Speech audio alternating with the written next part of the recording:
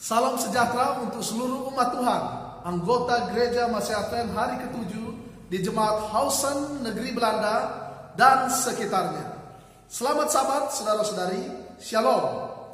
Kami secara pribadi merasa sangat terberkati oleh karena undangan Jemaah Indonesia di Gereja Masih Advent hari ke-7 Jemaat Hausen Belanda melalui Ketua Endro Suryanto untuk berbagi berkat dengan umat-umat Tuhan yang ada di Belanda. Untuk orang-orang Indonesia yang ada di sana, khususnya melalui video online ini. Saudara, walaupun saudara ada di Belanda, kami berada di Indonesia, tetapi kita sering berjumpa melalui sarana online. Dengan Om John Manalif, saya sering berkomunikasi melalui media WhatsApp. Begitu juga dengan saudara-saudara yang lain, sering berkomunikasi melalui media-media online lainnya. Sangat senang kesempatan ini bisa berjumpa dengan saudara-saudari sekalian, walaupun kita berjauhan. Saya teringat ketika kami masih bersekolah di negeri Belanda, kita berjemaat bersama, banyak pengalaman iman melalui jemaat Tuhan yang ada di negeri Belanda, di Jemaat Hausen. Kita bersama-sama untuk saling menguatkan iman. Satu pengalaman yang tidak bisa dilupakan. Tapi saudara, sebelum kita maju lebih lanjut pada sahabat ini untuk mempelajari firman Tuhan, mari kita bersatu di dalam doa. Marilah berdoa. Bapa di sorga, pada sahabat Tuhan yang indah dan diberkati ini, di saat keadaan dunia seakan-akan tidak memiliki pengharapan oleh karena serangan virus corona COVID-19 yang mendatangkan kepanikan kepada sebagian besar penduduk dunia ini. Tetapi kami datang kepadamu ya Tuhan, karena kami percaya bahwa Engkau adalah tempat kami untuk berlindung, tempat kami untuk bergantung, tempat kami untuk menambahkan kehidupan kami. Dan oleh karena itu ya Bapa, pada saat ini kami minta Roh Kudus-Mu untuk menuntun kami memahami firman-Mu, hamba-Mu yang akan menyampaikan firman, dan saudara-saudari anggota jemaat Tuhan yang ada di Jemaat Hausen Negeri Belanda, biarlah Engkau rapi dengan Roh Kudus-Mu, agar mereka juga dapat memahami firman-Mu. Di dalam nama Yesus, kami sudah berdoa dan mengucap syukur kepadamu. Amin. Saudara, saya percaya bahwa pada saat ini Anda sekalian juga sedang beribadah, tapi di rumah.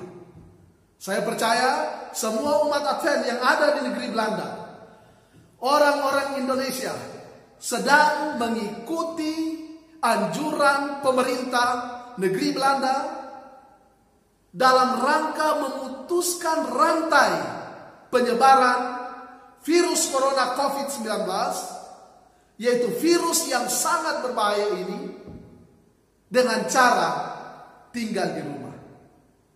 Saya percaya saudara-saudara ada di rumah, Anda tidak diam saja pada sabat ini, tapi Anda juga sedang beribadah kepada Tuhan, berbakti kepada pencipta kita, memperingati bahwa Dia adalah Khalik pencipta kita, Dia adalah penebus kita, dan di dalam Dia kita akan beroleh kedamaian, kita akan beroleh damai sejahtera.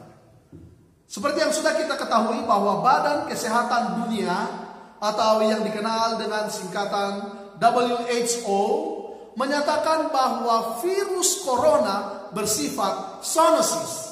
Apa artinya zoonosis ini? Maksudnya bahwa virus ini dapat menular melalui manusia atau hewan. Nah, oleh karena itu, karena penularannya bisa melalui manusia atau sesama manusia, adalah sangat penting bagi kita untuk menghindari perjumpaan dengan banyak orang, lebih khusus dengan orang-orang yang berpotensi menularkan virus yang mematikan ini. Jika berjumpa dengan orang lain secara tidak sengaja atau tidak dapat dihindari, dan orang-orang ini kita tidak kenal, kita tidak yakin bahwa dia itu sehat, maka tindakan yang terbaik adalah kita harus mempraktekkan physical distancing. Contoh, ketika bersalaman, ya kita tidak perlu untuk bersalaman, tangan, berjumpa tangan, tetapi mungkin bisa seperti ini. Tidak perlu cipika-cepiki seperti budaya Belanda, ketika berjumpa dengan saudara atau saudari seiman akan berpelukan, lalu kemudian berciuman kudus. Saudara-saudara, pada saat ini saya ingin kita memfokuskan pikiran kita hanya kepada Yesus Kristus, kepada Tuhan kita. Saya tidak akan mengulas banyak tentang virus corona. Mengapa? Karena setiap orang dapat mengakses informasi tentang virus ini, perkembangannya, bahkan berapa jumlah orang yang sakit, yang terjangkit, berapa orang yang mati, kita bisa melihat itu di internet. Intinya adalah virus ini sangat jahat dan mematikan. Saudara, di Indonesia khususnya ada berbagai cara orang merespon tentang social distancing yang pada saat ini sudah ditingkatkan statusnya satu tingkat lagi menjadi physical distancing dengan beberapa protokol kesehatan yang harus diikuti. Di Indonesia, seperti yang kita ketahui, saudara juga orang Indonesia ini suka sekali membuat lelucon terhadap sesuatu yang serius, termasuk apa yang sedang terjadi pada saat ini terkait dengan virus corona. Ada satu guyonan untuk melihat bahwa ternyata begini situasi atau apa yang dirasakan oleh banyak orang pada saat ini. Satu kali saya membaca di media sosial satu parodi tentang seorang bapak yang ditugaskan oleh bosnya untuk mengantar pesanan gas LPG 3 kg ke rumah-rumah penduduk. Lalu kemudian sore hari dia kembali dan dia katakan begini, "Bos, mulai besok saya tidak mau lagi antar gas LPG." Lalu bosnya katakan, "Kenapa kamu tidak mau lagi? Sedangkan masyarakat membutuhkan." Bagaimana mereka bisa masak kalau tidak antarkan gas LPG itu kepada mereka? Lalu dia jawab begini kepada bosnya, "Bos, setiap kali masuk pekarangan rumah bos, saya selalu disemprot disinfektan. Dan ada 32 tabung gas LPG yang saya antar hari ini. Itu berarti saya sudah 32 kali disemprot. Coba bos lihat baju saya. Baju saya ini masih basah sampai sekarang. Bos, kalau besok saya antar lagi dan saya disemprot 32 kali lagi, yang mati nanti bukan virus corona, tapi yang mati itu saya. Itu sebabnya saya tidak mau lagi antar gas LPG ini." Saudara, mungkin ini hanyalah guyonan, ini hanyalah satu parodi, sesuatu yang menggambarkan situasi pada saat ini. Tetapi ada satu hal yang bisa kita lihat dari bapak ini tentang apa yang sedang terjadi dengan dirinya. Kalau Anda lihat, semangatnya sudah mati. Semangatnya mati oleh karena situasi ini. Bagaimana dengan saudara-saudari? Apakah situasi sulit ini akan juga membuat semangat, apalagi iman Anda, mati? Pada saat ini, saya ingin membagikan kepada saudara-saudari firman Tuhan yang akan menguatkan Anda dan saya. Dan oleh karena itu kami memilih satu nats dari Alkitab yang terambil dari Mazmur pasal 91 ayat 3 sampai 7. Saya beri kesempatan kepada saudara-saudari untuk membuka Alkitab kita, Mazmur pasal 91 ayat 3 sampai 7. Mari kita baca bersama-sama. Saya hitung. 1, 2, 3. Sungguh dialah yang akan melepaskan engkau dari jerat perangkap burung, dari penyakit sapar yang busuk. Dengan kepaknya ia akan menudungi engkau, di bawah sayapnya engkau akan berlindung. Kesetiaannya ialah perisai dan pagar tembok. Engkau tak usah takut terhadap kedahsyatan malam, terhadap panah yang terbang di waktu siang, terhadap penyakit sapar yang berjalan di dalam gelap, terhadap penyakit menular yang mengamuk di waktu petang. Walau 1000 orang rebah di sisimu dan 10.000 di sebelah kananmu, tetapi itu tidak akan menimpamu. Saudara-saudara yang saya kasihi dalam Yesus Kristus, pada saat ini dunia sedang heboh dengan virus corona. Betapa tidak? Sudah begitu banyak korban yang berguguran di seluruh dunia ini. Ada dokter, ada perawat, pemimpin agama, dan lain-lain. Tetapi pada saat ini, mari kita pusatkan pikiran kita untuk belajar firman Tuhan, menyerahkan hidup kita hanya kepada pencipta kita. Banyak yang mengaitkan situasi kita saat ini dengan eskatologi, bahwa peristiwa corona ini adalah peristiwa eskatologis. Saya mau katakan itu tidak salah, tetapi pada saat ini saya ingin mengajak Anda, kita semua, untuk melihat hal-hal yang paling praktis dalam kemelut ini. Oleh karena itu, judul khotbah yang saya pilih bagi saudara sekalian yang ada di Jemaat Hausen Belanda adalah iman dan imun. Sekali lagi, iman dan imun. Yang akan kita renungkan dari khotbah ini adalah apa kaitan antara iman dan imun. Sebelum kita masuk lebih jauh, mari kita lihat sejenak latar belakang penulisan Mazmur pasal 91. Mazmur 91 ini dipandang oleh beberapa peneliti Alkitab sebagai ayat kristologis. Ini tidak salah. Dan beberapa ayat di antaranya memang dapat diarahkan kepada Kristus. Namun pada saat ini, saya ingin mengajak kita untuk melihat aspek yang lain dari Mazmur pasal 91.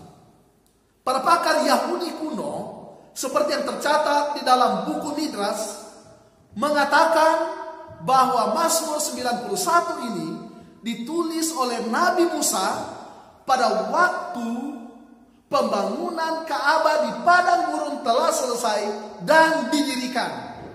Anda bisa baca ceritanya di dalam kitab Keluaran pasal 40 ayat 1 sampai 33. Pada saat itu, kemah pertemuan baru saja didirikan, tetapi Musa tidak bisa masuk ke dalam kemah pertemuan ini. Mengapa dia tidak bisa masuk? Hatinya rindu untuk masuk ke dalam. Karena kemah pertemuan itu dipenuhi dengan awan kemuliaan Allah. Anda bisa lihat ceritanya di dalam Keluaran pasal 40 ayat 34 dan 35. Awan kemuliaan Allah inilah yang menuntun orang Israel dari Sukot dan kepada perjalanan mereka seterusnya sampai mereka masuk ke tanah Kanaan.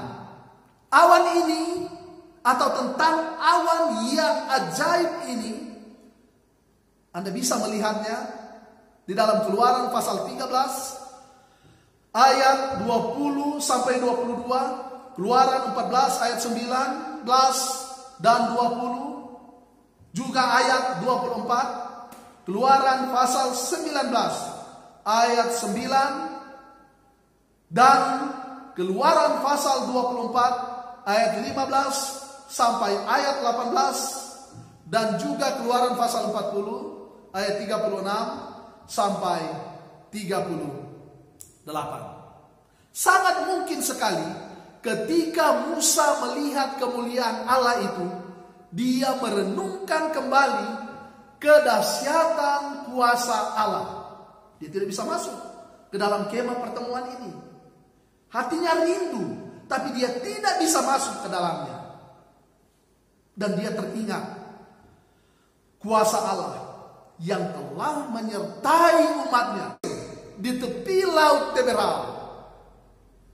Musa menulis Mazmur pasal 91.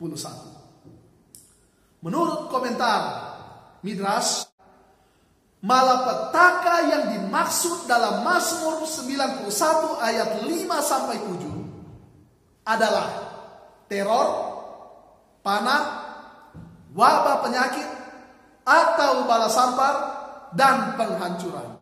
Dalam komentar Talmud Zevot 15b disebutkan bahwa orang yang melafalkan Mazmur 91 dengan iman yang sungguh kepada Allah dalam doa akan dilepaskan dari bahaya. Dalam kitab Talmud Zevot 15b ini, Mazmur 91 disebut sebagai nats, nyanyian kelepasan dari wabah penyakit atau dari bala sampah. Sekarang mari kita lihat apa itu iman dan imun dalam khotbah kita kali ini. Kedengarannya seperti ada permainan bunyi dalam kata. Dua kata ini, saudaraku, berbeda makna, tetapi akan saling menunjang satu dengan yang lain. Iman. Apa itu iman? Di dalam bahasa Ibrani, bahasa yang digunakan untuk kitab Perjanjian Lama, tentu ada lagi bahasa Aramaik, tetapi kata iman yang diambil kali ini, emunah, dari bahasa Ibrani, artinya percaya yang diikuti dengan penurutan. Dan dari kitab Perjanjian Baru, kata iman berasal dari kata pistis. Pistis itu sebenarnya artinya adalah percaya. Pistis adalah bahasa Yunani, karena bahasa Yunani adalah bahasa yang digunakan untuk kitab Perjanjian Baru. Tapi pengertian pistis di dalam Perjanjian Baru adalah pengertian yang diambil dari kitab Perjanjian Lama, sehingga kita dapati bahwa arti kata pistis yang artinya percaya dan menurut. Kita bisa lihat itu di dalam kitab-kitab Perjanjian Baru, bisa juga kita lihat di dalam kitab Yakobus. Lalu kemudian imun ini atau daya tahan tubuh ini, kita tahu ini berasal dari bahasa Inggris immune, artinya daya tahan tubuh. Banyak sumber yang saya baca menyatakan bahwa daya tahan tubuh sangat dipengaruhi oleh pola hidup sehat. Pola hidup sehat menghasilkan daya tahan tubuh yang prima. Daya tahan tubuh yang prima dapat melawan begitu banyak penyakit, termasuk corona. Saudara-saudari yang kekasih dalam Kristus Yesus, sebelum kita melangkah lebih jauh, mari kita pelajari hal-hal penting yang dapat membantu kita untuk melihat dengan jelas kaitan antara iman dan imun. Iman kita dan imun tubuh kita.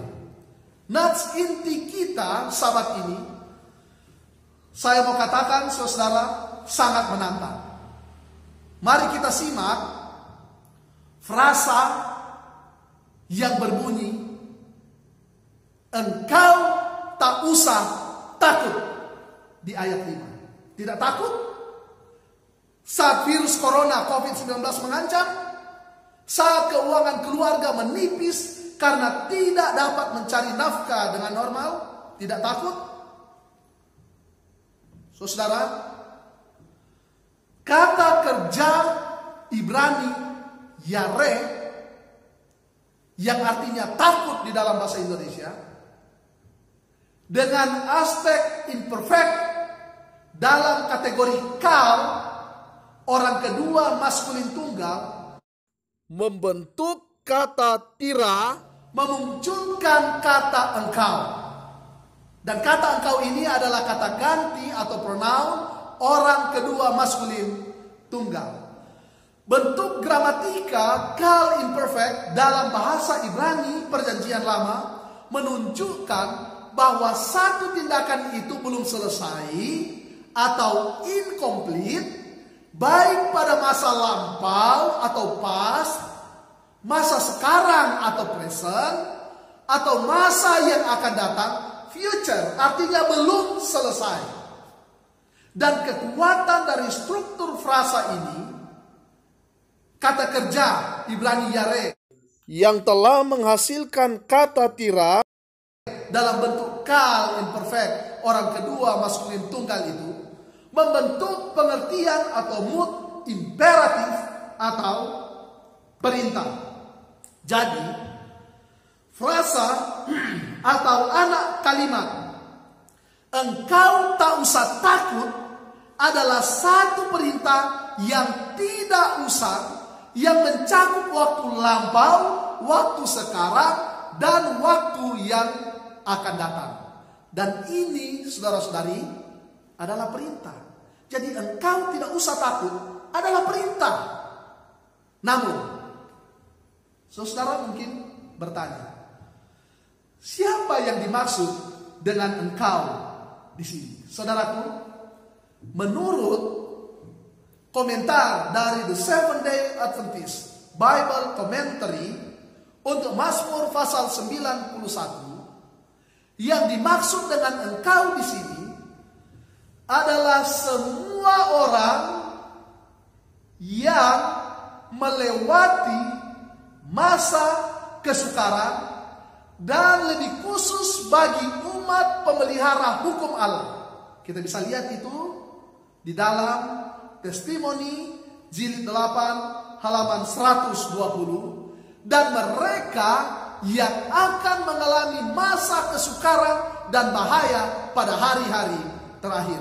Kita bisa melihat itu di dalam buku Education halaman 181, dalam buku Patriarchs and Prophets halaman 110, di dalam buku Prophets and Kings halaman 538, dalam buku The Great Controversy halaman 630, dan di dalam buku Testimoni jilid 8 tadi saya sudah sebutkan halaman 120 dan juga halaman 121. Jadi bentuk orang kedua maskulin tunggal ini bersifat generik, maksudnya dia mewakili orang banyak.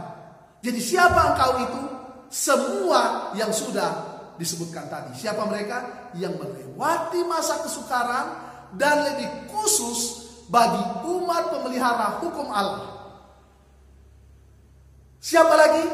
Mereka yang akan mengalami masa kesukaran dan bahaya pada hari-hari terakhir.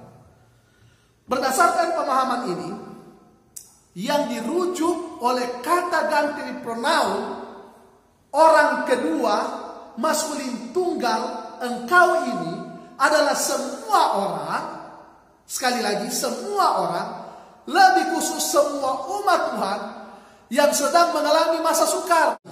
Jadi umat-umat Tuhan yang ada di Gereja Masehi Advent Hari ke-7 Jemaat Hausen Negeri Belanda adalah bagian dari mereka yang sedang mengalami kesukaran dan penderitaan. Tetapi ada perintah Tuhan bagi mereka.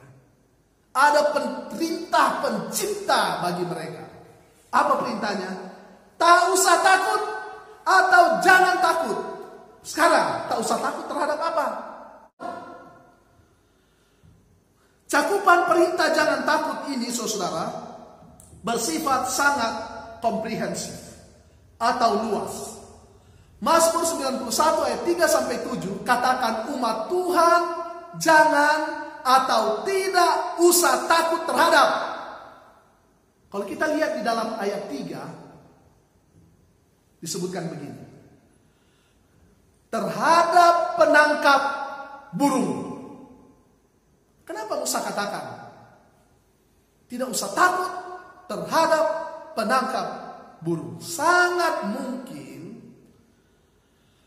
penulis kitab Mazmur 91 ini menggunakan ungkapan penangkap burung kepada perbudakan di Mesir yang menjerat orang Israel, baik fisik, mental, sosial, terutama rohani mereka. Lalu kemudian yang kedua, tidak usah takut terhadap penyakit sampar yang busuk dalam ayat 3. Dan Musa mengulangi itu di ayat 6. Kedua hal dalam ayat 3 ini atau satu ayat ini dijabarkan dalam 3 hal di 2 ayat, yaitu ayat 5 dan ayat 6. Di sana begini. Kamu tidak usah takut, engkau tidak usah takut. Terhadap kedahsyatan malam. Ayat 5. Tidak usah takut terhadap kedahsyatan malam. Memang banyak orang sering takut dengan malam. Anak-anak takut dengan malam. Kalau gelap, papa mama suruh, ayo ke sana, ambil gelas atau ambil sesuatu. Takut, kenapa? Gelap, malam mendatangkan ketakutan. Tetapi yang dimaksud oleh penulis Mazmur pasal 91 ayat 5 dengan menggunakan imagery kedahsyatan malam sangat mungkin mengarah kepada kengerian gelap gulita selama 3 hari dan malam saat kematian anak sulung dari manusia dan ternak di Mesir. Tetapi umat Tuhan tidak satupun yang tersentuh. Luar biasa. Malam itu begitu dahsyat, kegelapannya begitu dahsyat, tapi tidak bagi umat Tuhan. Malam yang sangat mengerikan adalah malam ketika orang Mesir mengejar orang Israel. Malam itu adalah malam yang penuh ketakutan, tetapi orang Israel dilepaskan. Pada malam itu, malam yang penuh ketakutan, akhirnya menjadi malam malapetaka bagi orang Mesir. Mari kita baca bersama-sama ayat ini. Keluaran 14 ayat 20 sampai 21. Saudara, mari kita buka Alkitab kita. Anda yang ada di rumah yang sedang menyaksikan khotbah ini, mari kita buka Keluaran 14 ayat 20 sampai 21. Ingat, penulis Keluaran, kitab Keluaran dan penulis Mazmur pasal 91 adalah orang yang sama, yaitu Musa. Begini yang dituliskan Musa di dalam Keluaran 14 ayat 20 sampai 21. Demikianlah tiang itu berdiri di antara tentara orang Mesir dan tentara orang Israel. Dan oleh karena awan itu menimbulkan kegelapan, maka malam itu lewat, sehingga yang satu tidak dapat mendekati yang lain semalam malaman itu. Lalu Musa mengulurkan tangannya ke atas laut, dan semalam malaman itu Tuhan menguakkan air laut dengan perantaran angin timur yang keras, membuat laut itu menjadi tanah kering, maka terbelahlah air itu. Tidak usah takut kepada kedahsyatan malam. Sangat dahsyat malam itu, mengerikan malam itu. Kegelapan gelap gulita di Mesir 3 hari lamanya. Lalu kemudian malam matinya anak sulung orang Mesir dan ternak yang ada di sana. Begitu mengerikan. Malah mengerikan ketika orang Israel dikejar oleh orang Mesir. Sangat mengerikan malam itu. Tapi pada akhirnya malam itu menjadi ngeri bagi orang yang tidak percaya kepada Tuhan. bagi orang-orang Mesir, tetapi menjadi malam yang penuh sukacita bagi orang Israel. Mereka tidak binasa oleh tangan orang-orang jahat ini. Air laut terbelah oleh karena kuasa Tuhan. Yang kedua, engkau tak usah takut terhadap panah yang terbang di waktu siang. Ayat 5. Apa artinya panah yang terbang di waktu siang? Sangat mungkin kata panah yang terbang di waktu siang ini adalah simbol segala kekuatan Mesir yang mengejar orang Israel untuk menyuruh mereka kembali ke tanah perbudakan. Tidak usah takut, karena ternyata panah yang terbang di waktu siang itu tidak bisa melakukan apapun bagi orang-orang Israel. Yang ketiga, tidak usah takut terhadap penyakit sampar yang berjalan di dalam gelap, terhadap penyakit menular. Kata penyakit menular ini berasal dari kata Ibrani ketep. Arti hurufiahnya adalah kehancuran. Tetapi mungkin saja ketep ini atau kehancuran ini adalah nama atau penyakit menular yang jalan pada waktu itu di Mesir, diberi nama kehancuran. Sama seperti virus corona COVID-19. Ini adalah penyakit yang menurut Ketua General Conference virulent dan devastating, mematikan dan menghancurkan. Sangat mungkin Musa merujuk pada penyakit sampar di Mesir yang menyerang manusia dan ternak. Sedangkan petang dan malam mungkin adalah ungkapan tentang kengerian dari penyakit itu. Musa mengatakan, yang mengamuk di waktu petang, yang berjalan di dalam gelap. Apa itu? Penyakit sampar yang namanya kehancuran. Sama virus corona. Sangat mengerikan. Tetapi umat Tuhan tidak celaka oleh karenanya. Sekarang saudara, menarik sekali. Mengapa penulis kitab Mazmur pasal 91 menggunakan 3 hal yang mengerikan yang sudah kita lihat tadi? Karena dalam konteks atau budaya Semit khususnya Ibrani, 3 atau angka 3 mengartikan kelengkapan. Jadi 3 hal yang mengerikan itu, 3 hal yang mengerikan itu, yaitu kedahsyatan malam, lalu kemudian panah yang terbang di waktu siang, lalu penyakit sampar yang berjalan dalam kegelapan dan mulai mengamuk saat petang,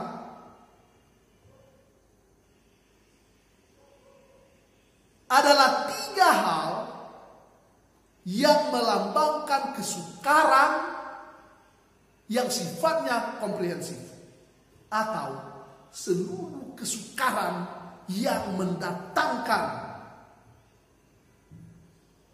ketakutan, kepanikan, dan keputus asaan. Tetapi saudara, firman Tuhan katakan, tak usah engkau takut.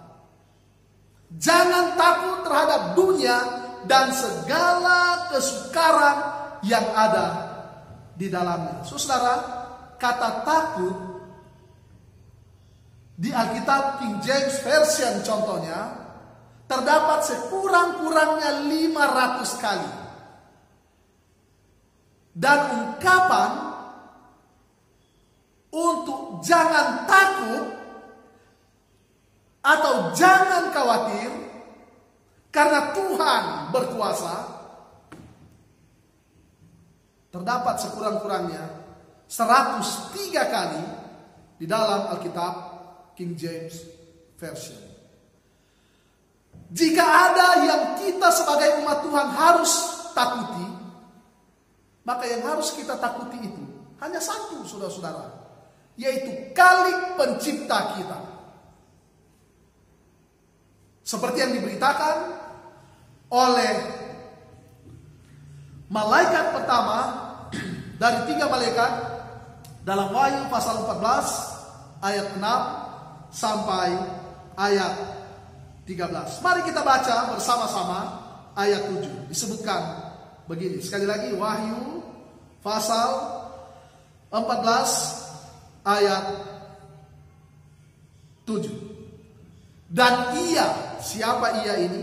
Yaitu malaikat yang pertama, berseru dengan suara nyaring, takutlah akan Allah dan muliakanlah Dia, karena telah tiba saat penghakimannya.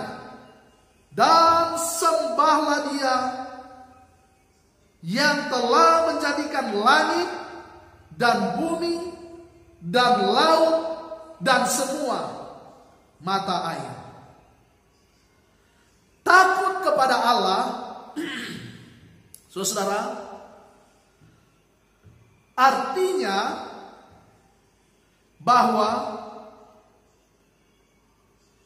kita mengakui Dia atau Allah adalah satu-satunya referensi iman, harapan, kasih, hormat, dan penurutan kita. Mengapa engkau tidak perlu takut? Kata pemazmur. Pertama, di dalam ayat 3 disebutkan begini. Sungguh Dialah yang akan melepaskan engkau. Yahweh, Tuhan yang bersama dengan orang Israel adalah yang melepaskan orang Israel dari segala kesukaran di Mesir. Mazmur 91 ayat 8 katakan begini. Engkau hanya menontonnya dengan matamu sendiri dan melihat pembalasan terhadap orang-orang fasik. Luar biasa ayat ini. Allah ketika Dia melepaskan kita, maka mata kita akan menonton, melihat bagaimana kuasa Allah itu berlaku. Itu yang pertama. Yang kedua, dengan kepaknya Ia akan melindungi engkau. Dengan kepaknya Ia akan melindungi engkau. Bagaimana caranya? Yang pertama, di bawah sayapnya engkau akan berlindung. Yang kedua, kesetiaannya ialah pertama, perisai, dan kedua, pagar tembok. Perlindungan dan kesetiaan Tuhan adalah jaminan. Apa kesetiaan Tuhan itu? Kesetiaannya adalah perisai. Mungkin sekali ketika Musa menuliskan hal ini, dia merujuk kepada peristiwa ketika para malaikat Tuhan yang tadinya berjalan di depan orang Israel, ketika orang-orang Mesir, tentara Mesir sedang mengejar mereka, malaikat Tuhan yang tadinya berjalan di depan orang Israel, sekarang berpindah ke belakang orang Israel, sehingga malaikat ini berada di antara tentara Firaun dan orang Israel. Mazmur 91 ayat 11 katakan begini. Sebab malaikat-malaikatnya akan diperintahkannya kepadamu untuk menjaga engkau di segala jalanmu. Begitu pula tiang awan yang tadinya ada di depan ketika tentara Firaun malam itu mengejar orang Israel. Sekarang berpindah ke belakang, ibarat perisai. Kita bisa baca itu dalam Keluaran pasal 14 ayat 19 dan 20. Dan ibarat pagar tembok. Sangat mungkin bahwa perkataan pagar tembok ini merujuk kepada air laut Teberau yang terbelah oleh angin timur yang sangat kencang hingga membentuk tembok bagi orang Israel. Saudara boleh baca ceritanya itu di dalam kitab Keluaran pasal 14 ayat 21 sampai 22 dan ayat 29. Kesetiaan Tuhan ini diucapkan Musa dan orang Israel dalam nyanyian kelepasan mereka. Dalam Keluaran pasal 15 ayat 13, nyanyian kelepasan yang dinyanyikan oleh Musa dan orang-orang Israel setelah terlepas dari tentara Firaun dan dari menyeberangi laut Teberau. Mereka bernyanyi sebagai berikut. Dengan kasih setiamu engkau menuntun umat yang telah kau tebus. Dengan kekuatanmu engkau membimbingnya ke tempat kediamanmu yang kudus. Lalu yang ketiga, di dalam ayat 7, pemazmur katakan begini. Walau 1000 orang rebah di sisimu dan 10.000 di sebelah kananmu, tetapi itu tidak akan menimpamu. Saudara-saudari yang saya kasihi dalam Kristus Yesus, umat Tuhan yang ada di Jemaat Hausen, negeri Belanda, sangat mungkin syair ini adalah ungkapan Musa tentang banyaknya tentara Mesir yang mati di laut Teberau, namun tidak satupun umat Allah yang mati di sana. Kita bisa lihat Keluaran pasal 14 ayat 28 sampai ayat 31. Saudara, mari kita buka Alkitab kita, Keluaran 14 ayat 28 sampai 31. Bunyinya sebagai berikut. Berbaliklah segala air itu, lalu menutupi kereta dan orang berkuda dari seluruh pasukan Firaun yang telah menyusul orang Israel itu ke laut. Seorang pun tidak ada yang tertinggal dari mereka. Tetapi orang Israel berjalan di tempat kering dari tengah-tengah laut. Sedang di kiri dan di kanan mereka air itu sebagai tembok bagi mereka. Demikianlah pada hari itu Tuhan menyelamatkan orang Israel dari tangan orang Mesir. Dan orang Israel melihat orang Mesir mati terhantar di pantai. Ketika dilihat oleh orang Israel betapa besarnya perbuatan yang dilakukan Tuhan terhadap orang Mesir, maka takutlah bangsa itu kepada Tuhan dan mereka percaya kepada Tuhan dan kepada Musa hambanya itu. Saudaraku yang kekasih dalam Kristus Yesus, apakah rahasia kelepasan orang Israel dari semua kesukaran itu? Apakah karena mereka hebat? Apakah karena mereka mampu melarikan diri dari tangan orang Mesir? Sekali lagi, apakah karena mereka mampu melarikan diri atau bersembunyi dari tangan orang Mesir? Jawabannya bukan itu. Tetapi terdapat dalam Keluaran pasal 14 ayat 31.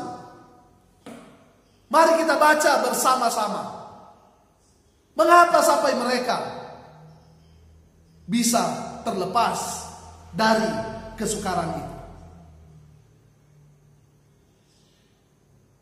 Keluaran 14 ayat 31. Ketika dilihat oleh orang Israel betapa besarnya perbuatan yang dilakukan Tuhan, garis bawahi, betapa besarnya perbuatan yang dilakukan Tuhan. Mereka terlepas karena perbuatan Tuhan besar, bukan karena mereka jago untuk menghindar, saudara-saudara. Bukan, tetapi karena perbuatan yang dibuat oleh Tuhan adalah perbuatan yang besar. Terhadap orang Mesir, maka takutlah bangsa itu kepada Tuhan, dan mereka percaya kepada Tuhan dan kepada Musa dan kepada hambanya itu. Lalu kemudian yang kedua, dalam nyanyian kelepasan itu, Musa dan bangsa Israel menyanyikan nyanyian kelepasan, dan dicatat di dalam Keluaran 15 ayat 1 sampai 19. Setidaknya ada 3 ayat dalam nyanyian itu. Keluaran 15 ayat 2, 11 dan 13 yang menyatakan mengapa mereka dilepaskan dari kesukaran itu. Sekarang saudara, mari kita buka Alkitab kita di rumah, anak-anak juga mari buka Alkitab kita. Keluaran 15 ayat 2, 11 dan 13. Begini bunyi firman Tuhan. Tuhan itu kekuatanku dan mazmurku. Tuhan kekuatan dan mazmurku. Ia telah menjadi keselamatanku. Ia Allahku. Kupuji Dia. Ia Allah Bapakku. Kuluhurkan Dia. Siapa yang seperti Engkau di antara para Allah, ya Tuhan? Siapa seperti Engkau? Mulia karena kekudusan-Mu, menakutkan karena perbuatan-Mu yang masyhur. Engkau pembuat keajaiban, dengan kasih setia-Mu Engkau menuntun umat yang telah Kau bebaskan. Dengan kekuatan-Mu Engkau membimbingnya ke tempat kediaman-Mu yang kudus. Saudara, ternyata orang Israel dilepaskan dari semua kesukaran dan malapetaka itu. Bukan karena mereka pandai menghindar, bukan karena mereka hebat, tetapi ternyata karena Tuhan hebat, karena Allah masyhur, karena Tuhan kita dahsyat. Saudara yang saya kasihi dalam Yesus Kristus, merespon apa yang terjadi di atas dunia ini, satu-satunya yang dapat melepaskan kita adalah Allah kita, yang akan melindungi kita dari virus yang jahat ini, Corona, COVID-19. Hanyalah Yesus, hanya Dia yang mampu untuk melepaskan kita. Konteks kontemporer atau konteks kekinian kita pada saat ini bersifat global. Siapa di ujung bumi ini? Siapa yang ada di atas muka bumi ini yang tidak tahu virus corona? Siapa yang tidak tahu bahayanya virus ini?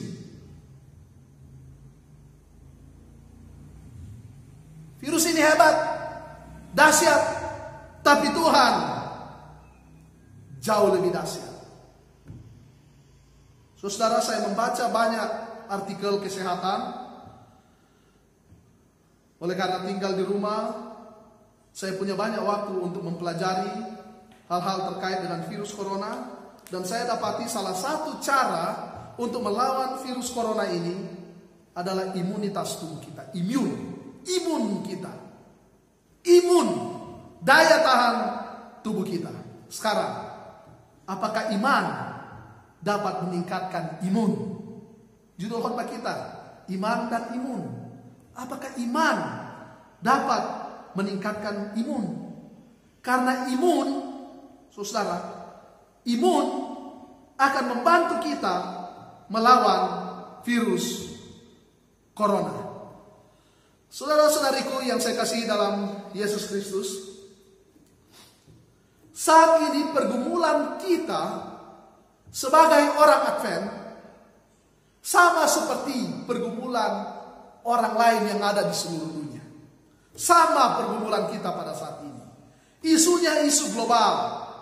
Konteks kontemporer kita bersifat global. Apa itu? Kesukaran karena COVID-19, karena virus corona. Penyakit ini telah menyebabkan pemerintah di berbagai negara mengambil kebijakan yang selama ini belum pernah mereka lakukan. Seperti territorial lockdown. Bahkan beberapa negara mempraktekkan national lockdown, social distancing, bahkan physical distancing. Dan mungkin saja ke depannya, kita tidak tahu. Kita berharap agar supaya wabah ini karena pertolongan Tuhan segera berakhir. Tetapi bukan tidak mungkin ke depan ada lagi kebijakan-kebijakan lainnya yang akan dibuat.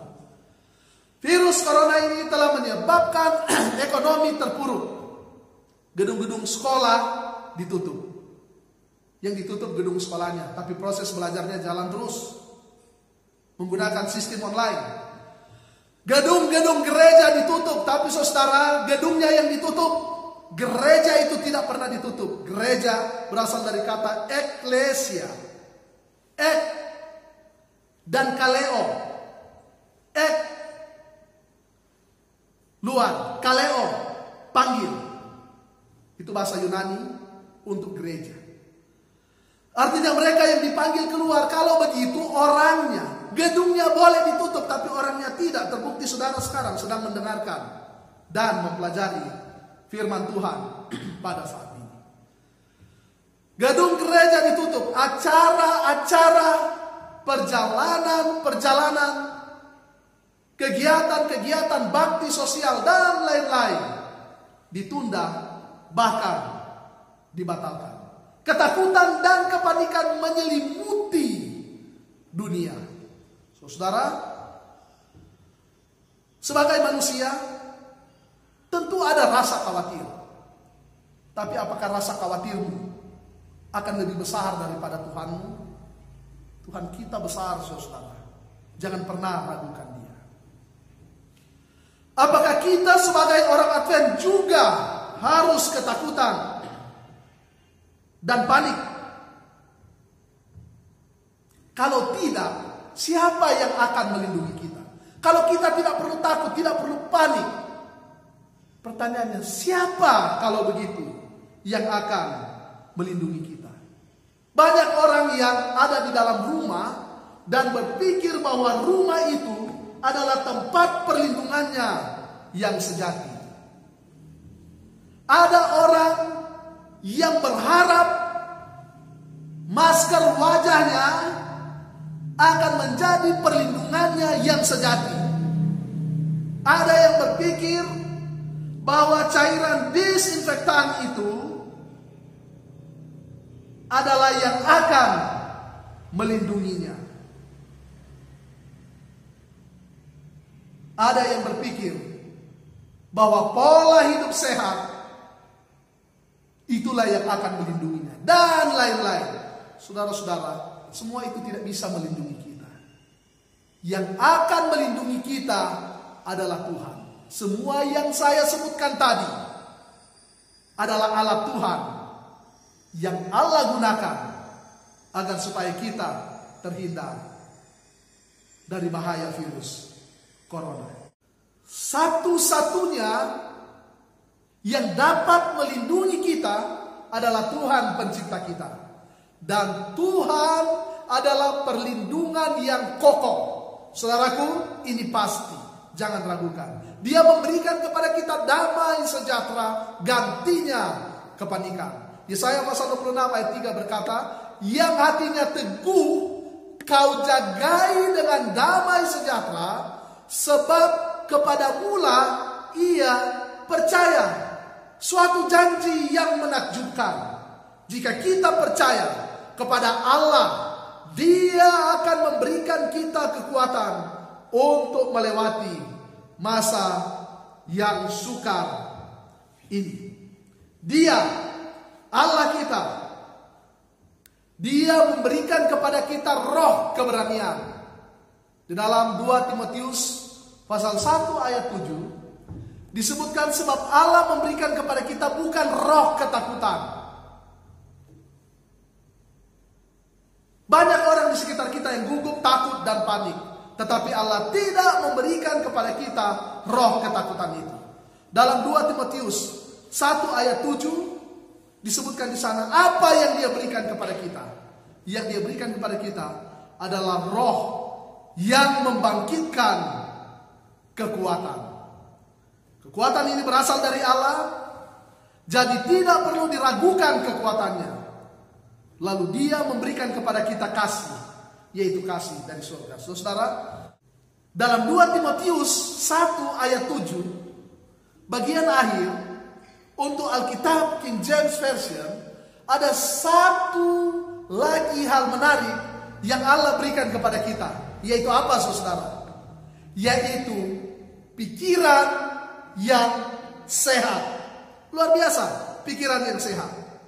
Jadi Allah berikan kepada kita bukan hanya roh kekuatan, bukan hanya kasih, tetapi juga pikiran yang sehat. Seorang yang mendapat pikiran yang sehat dari sorga, dari Allah, maka dia tidak akan melawan anjuran pemerintah dan gereja dalam rangka mencegah penyebaran virus corona dengan cara memutus rantai penyebarannya. Apa yang diperbuat oleh orang yang memiliki pemikiran yang sehat dari surga? Pertama, percaya bahwa Tuhan adalah satu-satunya perlindungan kita. Yang kedua, jangan takut, apalagi panik. Yang ketiga, ikuti saran pemerintah. Patuhi aturan lockdown bagi yang negaranya atau wilayahnya sudah di lockdown. Patuhi aturan social distancing, physical distancing, tinggal di rumah, higienitas tubuh, dan lain-lain. Patuhi semua itu. Anjuran-anjuran kesehatan, anjuran pemerintah, anjuran gereja. Yang keempat, tindakan mencegah harus tetap dibuat. Mencegah, bagaimana caranya? Ikuti anjuran-anjuran kesehatan. Tubuh harus selalu bersih. Tangan, badan, kepala, kaki, semua bagian tubuh kita harus bersih. Lalu kemudian kita harus percaya kepada Tuhan. Kita harus percaya kepada Tuhan dengan melakukan New Start. Orang-orang Advent sudah tahu apa ini New Start. Tapi tidak ada salahnya saya mengulangi kembali bagi kita semua. New Start ini dapat meningkatkan imunitas tubuh kita, membantu kita menghindarkan kita, membantu kita untuk kita terhindar dari stres. Dari semua sumber yang saya sudah baca tentang penyakit corona, setidaknya yang saya sudah baca, tadi saya sudah sebutkan juga di bagian awal, peran dari imunitas tubuh itu sangat penting.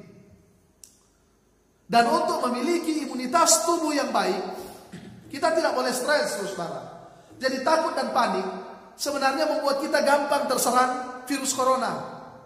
Karena kita stres.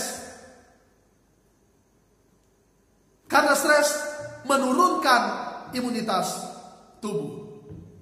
Kenapa stres muncul? Stres ini muncul karena kita mengandalkan diri gantinya mengandalkan Tuhan dalam menghadapi ancaman corona ini. Pada waktu kita mengandalkan diri, pada saat yang sama kita juga tidak percaya bahwa kita mampu untuk melawan virus corona. Itu sebabnya stres itu muncul.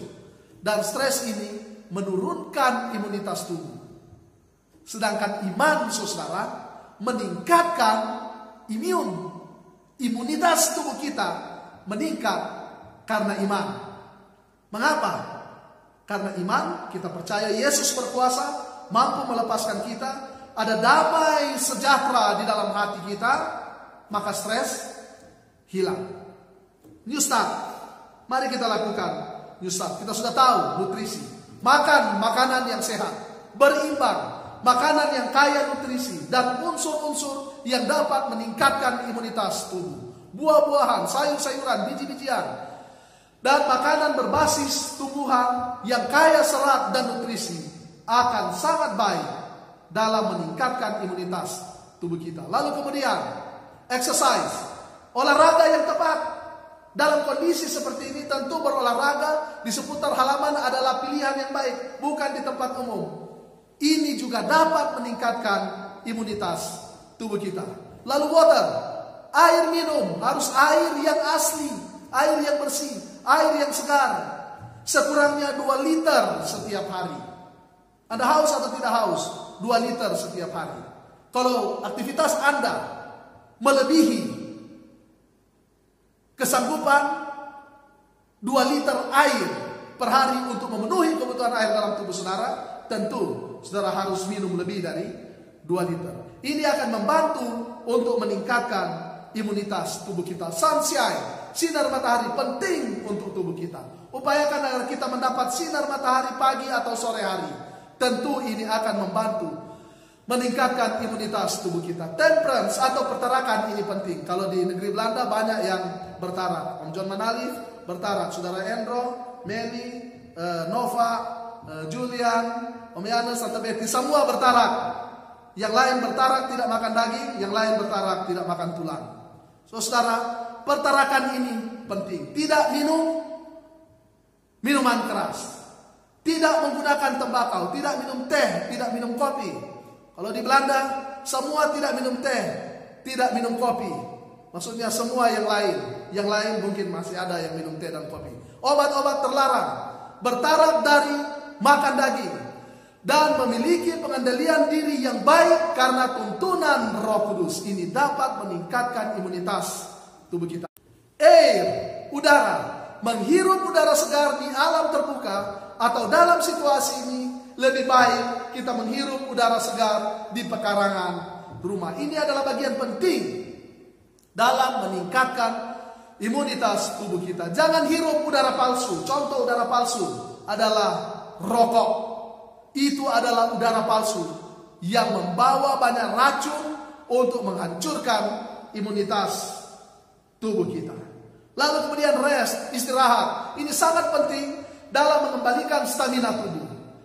Sudah tentu ini akan membantu kita untuk bisa meningkatkan imunitas tubuh dalam melawan penyakit termasuk melawan virus corona. Tidur 8 jam dalam 1 malam akan meningkatkan imunitas tubuh. Dan yang terpenting, ketika kita beristirahat 1 hari dalam 1 pekan, itu akan sangat membantu meningkatkan imunitas rohani kita yang akan mempengaruhi imunitas tubuh, yaitu beribadah kepada Tuhan pada hari Sabat. Dan Sabat ini kita beribadah dari rumah, menyembah Tuhan dari rumah kita. Lalu kemudian yang terakhir adalah trust in God atau percaya kepada Tuhan, beriman kepadanya. Ini adalah bagian terpenting dalam melawan corona. Sejauh yang saya baca, tadi saya sudah sebutkan setidaknya 2 kali dari berbagai sumber, bahwa stres adalah salah satu penyebab penting turunnya imunitas tubuh. Karena stres meningkatkan hormon kortisol yang merusak fungsi sel T dalam melawan infeksi. Kalau kita mengandalkan Tuhan dalam melawan corona, kita akan yakin bahwa Tuhan dapat melindungi kita, sehingga kita merasa ada damai dan sukacita di dalam hati kita. Keyakinan ini akan menurunkan hormon stres dan meningkatkan keyakinan. Keyakinan ini akan meningkatkan hormon endorfin, dan endorfin meningkatkan imunitas tubuh. Kalau begitu, Sekarang jelas saudara bahwa iman mempengaruhi imun. Kalau kita ada di rumah karena ketakutan, justru Anda bisa saja kena. Bisa saja Anda ada di satu tempat, lalu kemudian pulang ke rumah. Bisa saja Anda kena. Tapi kalau Anda punya iman kepada Tuhan, ada damai sejahtera dalam hatimu, ada sukacita. Bukankah Alkitab mengatakan hati yang gembira adalah obat yang manjur. Jadi iman yang kuat akan meningkatkan imun. Dan imun yang meningkat karena iman ini akan menjadi alat utama melawan virus corona. Saudara ada di rumah beribadah pada Sabat ini karena saudara punya iman. Amin. Saya percaya saudara katakan amin. Lalu apa yang harus saudara buat di luar hari Sabat setelah ibadah Sabat ini? Selalu menyampaikan kabar baik dari Tuhan pada saat kita berdiam di rumah. Mari kita gunakan gadget dan internet kita untuk menguatkan orang lain, agar supaya iman mereka kuat, pengharapan mereka teguh. Kiranya kita bisa menjadi saluran kabar baik untuk meyakinkan orang lain bahwa ada Allah di surga, Tuhan yang berkuasa, Tuhan kita Yesus Kristus yang dapat melepaskan saudara dan saya dari bahaya virus corona ini. Saudaraku, hal ini disokong oleh pena inspirasi yang berbicara sesuatu yang sangat tepat dengan situasi kita pada saat ini. Di dalam buku Selected Messages jilid 2 halaman 52 disebutkan begini. Setan bekerja di udara, dia meracuni atmosfer, sehingga disinilah kita bergantung kepada Allah demi hidup kita. Jadi saudara, situasi ini, ketika virus ini menyebar, satu-satunya tempat kita bergantung demi hidup kita adalah Allah. Yakni kehidupan kita yang sekarang maupun yang akan datang. Dan karena kita berada pada keadaan kita seperti sekarang ini, maka kita perlu waspada, berserah sepenuhnya, bertobat sepenuhnya, mengabdi sepenuhnya kepada Allah. Akan tetapi kita tampaknya hanya duduk-duduk saja seolah-olah kita ini lumpuh. Allah di sorga, bangunkanlah kami. Saudara-saudara ada di rumah. Rumah itu adalah tempat yang Allah anjurkan melalui pemerintah supaya saudara terlindungi dari virus corona. Tetapi di rumah jangan hanya tidur-tidur saja. Disesuaikan katakan jangan seperti orang lumpuh. Anda harus mengabarkan kabar baik ini. Dengan cara apa? Ya tentunya dengan menggunakan teknologi yang ada pada saat ini. Teknologi digital, teknologi online, internet. Mari kita gunakan. Kalau tubuh kita sehat, maka pikiran kita juga akan sehat. Ingat saudara, lobus frontalis yang adalah bagian dari otak di mana Allah berhubungan dengan kita melalui saraf-saraf yang sehat. Jadi jika tubuh kita sehat, maka kita akan memiliki pikiran yang sehat. Maka Allah dapat berhubungan dengan kita, dan dengan demikian kita dapat melakukan pelayanan kita sekalipun dalam situasi seperti ini. Dan pelayanan kita ini adalah kepada Allah dan kepada sesama manusia. Tadi saya sudah katakan gunakan teknologi, gunakan internet.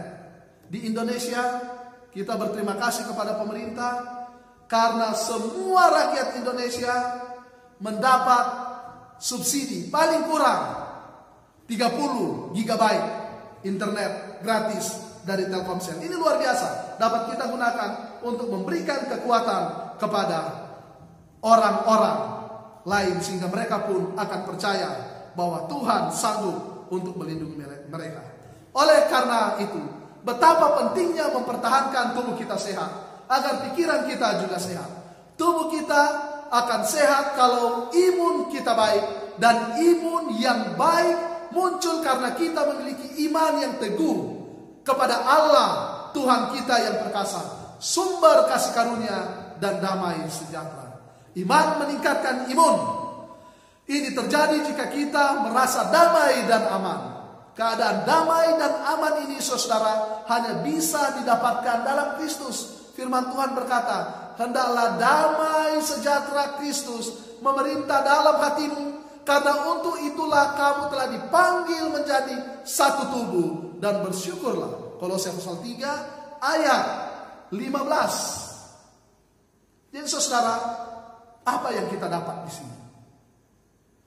Beriman kepada Tuhan akan membantu meningkatkan imun. Imunitas tubuh yang baik akan menyanggup kita melawan penyakit apa saja, termasuk penyakit corona yang sangat terkenal ini. Tapi saudara, masih ada penyakit yang lebih mengerikan dari penyakit corona ini. Ada satu virus, yaitu virus IHA. Ternyata virus IHA itu adalah virus iri hati. Saudara, kalau saudara punya iman yang kuat, maka virus yang paling kuat di atas dunia ini yang menghasilkan IHA, yaitu virus dosa, juga dikalahkan di dalam nama Tuhan kita, Yesus Kristus. Oleh karena itu, mari kita percaya bahwa Allah kita dahsyat, Allah kita berkuasa, dan Dia jauh lebih besar dari penyakit ini. Jangan panik, saudaraku, karena imanmu kepada Tuhan Yesus Kristus akan meningkatkan imunmu. Imunitas tubuhmu yang baik akan menjadi senjata yang ampuh melawan penyakit corona, virus corona, COVID-19. Percaya bahwa Tuhan melindungi umatnya, sebab Tuhan ialah tempat perlindunganmu yang maha tinggi, telah kau buat tempat perteduhan. Saudara yang kekasih di dalam Kristus Yesus, mari kita bersama-sama membaca nats inti kita, akhir dari firman Tuhan pada sabat ini, yang terdapat di dalam Mazmur pasal 91 ayat 3 sampai ayatnya yang ke-7. Sekali lagi mari kita baca bersama-sama untuk mengakhiri firman Tuhan. Sungguh Dialah yang akan melepaskan engkau dari jerat penangkap burung, dari penyakit sampar yang busuk. Dengan kepaknya Ia akan menudungi engkau, di bawah sayapnya engkau akan berlindung. Kesetiaannya ialah perisai dan pagar tembok. Engkau tak usah takut terhadap kedahsyatan malam, terhadap panah yang terbang di waktu siang, terhadap penyakit sampar yang berjalan di dalam gelap, terhadap penyakit menular yang mengamuk di waktu petang. Walau 1.000 orang rebah di sisimu dan 10.000 di sebelah kananmu, tetapi itu tidak akan menimpamu. Mazmur 91 ayat 3 sampai 7. Saudaraku, itulah firman Tuhan pada sabat ini yang saya yakin telah menguatkan saudara dan menguatkan saya. Mari kita tetap setia kepada Tuhan, percaya, beriman kepada Tuhan, karena iman akan meningkatkan imunitas tubuh kita. Mari kita bersatu di dalam doa. Bapa di sorga, kami mengucap syukur dan berterima kasih oleh karena firman-Mu yang sudah mengingatkan kami bahwa Engkau dahsyat, Engkau berkuasa, Engkau akan melepaskan umat-Mu dari segala kesukaran, termasuk dari COVID-19 ini. Dan untuk itu ya Tuhan, hamba-Mu berdoa agar Engkau memberikan keberanian, kekuatan, kasih, dan pikiran yang sehat kepada umat-umat-Mu di seluruh negeri Belanda, khususnya di jemaat Hausen. Jadikan mereka anak-anak Tuhan yang menuruti anjuran pemerintah untuk tetap ada di dalam rumah, untuk menjaga higienitas tubuh, dan juga untuk menghindari diri mereka dari terjangkit virus yang berbahaya ini. Walaupun demikian, satu-satunya tempat perlindungan adalah Tuhan. Jadikanlah mereka anak-anak Tuhan yang percaya kepadamu. Jadikanlah mereka anak-anak Tuhan yang berbakti kepadamu, yang selalu menggantungkan hidup mereka hanya kepadamu. Kami percaya bahwa Engkau akan menyembuhkan mereka yang sakit atau yang telah terjangkit dengan virus ini. Engkau akan melindungi para perawat, tim medis, para dokter, semua pahlawan kesehatan yang berusaha untuk menyelamatkan jiwa-jiwa dari penyakit corona ini. Kami berdoa bagi pemerintah di semua negara agar supaya Tuhan memberi hikmat kepada mereka, lebih khusus di negeri Belanda dan di Indonesia, agar diberi hikmat dari sorga, sehingga segala kebijakan yang diambil adalah kebijakan yang terbaik. Dan saat ini hamba-Mu memohon berkat.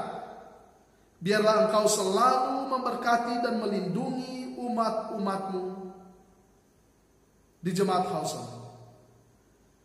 Biarlah Engkau selalu menyinari mereka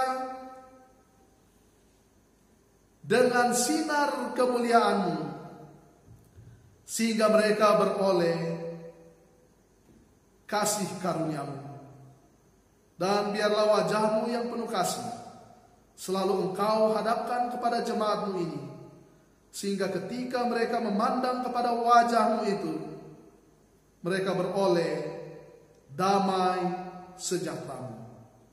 Biarlah kasih karunia dari Tuhan kami Yesus Kristus, kasih dari Allah Bapa dan persekutuan Roh Kudus akan terus menyertai umat-Mu di Gereja Masa Advent hari ke-7 Jemaat Hausen Negeri Belanda hari ini hingga Maranatha. Di dalam nama Yesus kami sudah memohon berkat ini. Amin.